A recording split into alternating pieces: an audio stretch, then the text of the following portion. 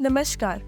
American heart association के according 2018 में लगभग 6.5 लाख लोगों की डेथ हुई थी हार्ट डिजीज की वजह से, और यूएसए में ये सबसे लीडिंग कॉज है डेथ होने का।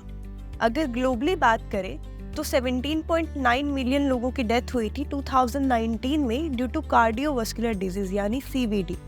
और टोटल अगर हम ग्लोबली कंट्रीब्यूशन की बात करें तो हार्ट डिजीज का डेथ में 32% कंट्रीब्यूशन है। ज्यादातर जो हार्ट रिलेटेड इश्यूज होते हैं वो आर्टरीज में ब्लॉकेज की वजह से होते हैं, क्योंकि पूरी बॉडी में स्मूथ ब्लड फ्लो होने के लिए आर्टरीज का हेल्दी रहना बहुत जरूरी है।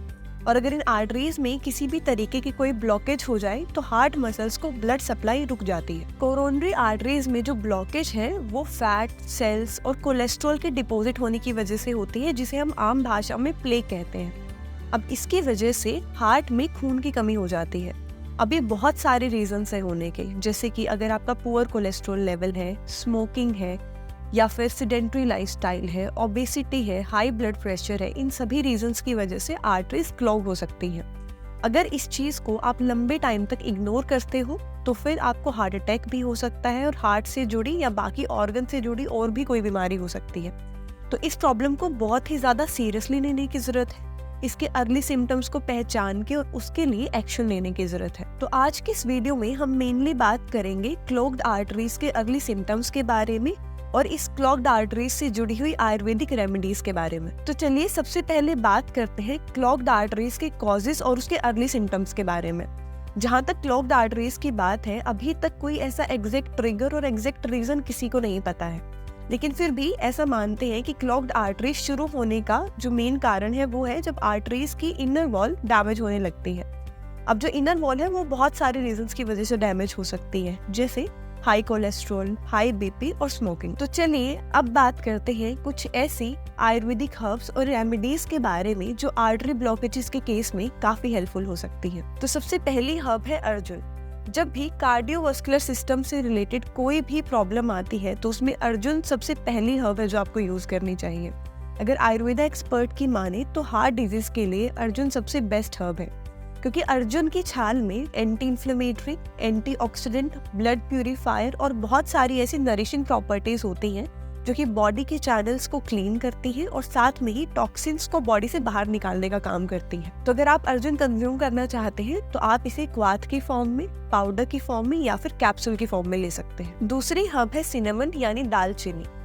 जब हार्ट डिजीज की बात करते हैं तो ये ऐसी दूसरी पॉपुलर हर्ब है जो हार्ट डिजीज के केस में बहुत अच्छा काम करती है। दालचीनी इंडिया में पाई जाने वाली एक ऐसी स्पाइस है जो कि हाई कोलेस्ट्रॉल को भी कम करती है, और साथ ही साथ अगर आप इसे डेली कंज्यूम करते हैं तो ये ब्रेथलेसनेस को कम करती है और वस्कुलर सिस्टम और हार्ट मसल्स को भी स्ट्रॉन्ग बनाती है। हमारी तीसरी हर्ब है गार्लिक। गार्लिक एक ऐसी हर्ब जो कि घर घर में मिलती है और जिसके बारे में आपने कभी नहीं सोचा होगा कि ये हर्ब कोरोनरी आर्टरी ब्लॉकेज को ठीक करने में आपकी हेल्प कर सकती है, लेकिन फैक्ट यही है कि garlic high cholesterol level, blood clots और आर्टरीज में जमे हुए प्लेक से बचाने में बहुत इफेक्टिव है। गार्लिक में कुछ एक्टिव कंपोनेंट्स होते हैं जिन्हें हम एलिसिन कहते हैं। ये ब्लड प्लेटलेट्स की स्टिकीनेस को कम करने का काम करते हैं। अगली हर्ब है गुग्गुल।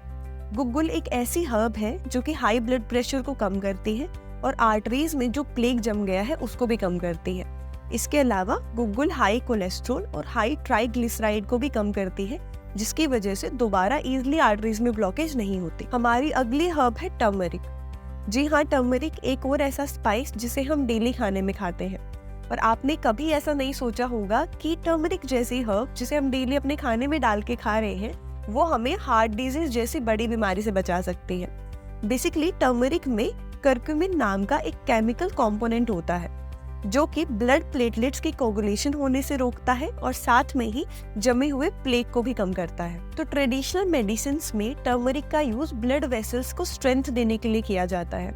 अब जो टर्मरिक है वो बेसिकली एलडीएल कोलेस्ट्रॉल को ऑक्सीडाइज होने से बचाता है, जिसकी वजह से ओवरऑल ब्लड में कोलेस्ट्रॉल का लेवल कम हो जाता है। चलिए बात करते हैं अब अगली हर्ब के बारे में जो कि गार्लिक और टर्मरिक के जैसे ही हम घर घर में यूज करते हैं। जी हाँ, मैं बात कर रही हूँ जिंजर की।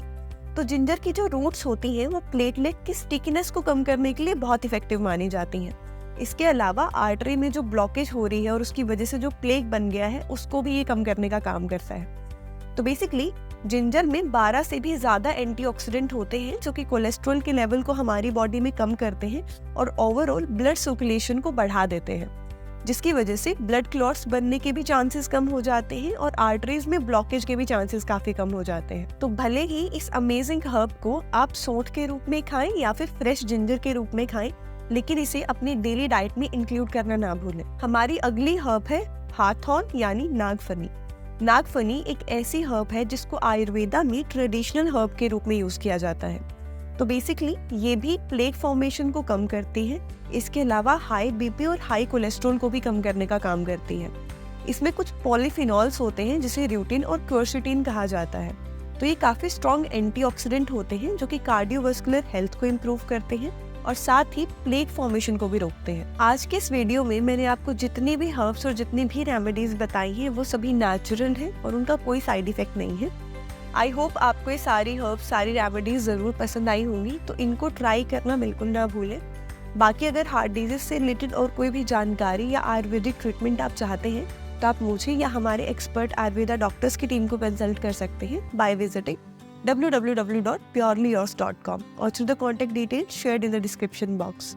बाकी आज की वीडियो यहीं खत्म होती है। मैं आपको मिलूंगी अगली वीडियो लेकर, तब तक के लिए नमस्कार।